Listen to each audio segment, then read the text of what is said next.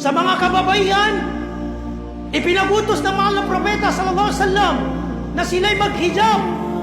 Ang mga sahabi at mga kababaihang sahaba ay naghihijab at hindi nila ito kinakahiya.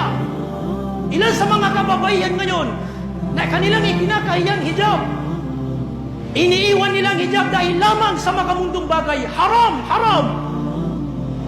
Naiwanan mo ang hijab dahil lamang sa trabaho. Papasok ka sa trabaho na kabilang sa kondisyon na iwanan mong hijab, ito'y haram. Huwag mong ipagpalit ang iyong relihiyon dahil lamang sa makamundong bagay. May ilang kababayan ayaw maghijab dahil mainit. Anong sinabi nila? Kul naru asyaddu harra. Mas mainit ang impyernong apoy.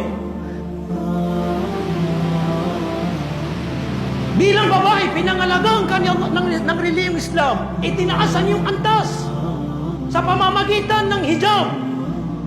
Pinangalagaan ka ng Islam dahil sa hijab na ito. Minamahal ka, hindi ka tulad ng mga kufar na parang mga lalaki, itong mga kababayan sa kanila na naghahalo-halo. Kaya kung gumawa sila, kung anong mga ginawa nila ay parang mga hayop na walang relihiyon, walang panuntunan.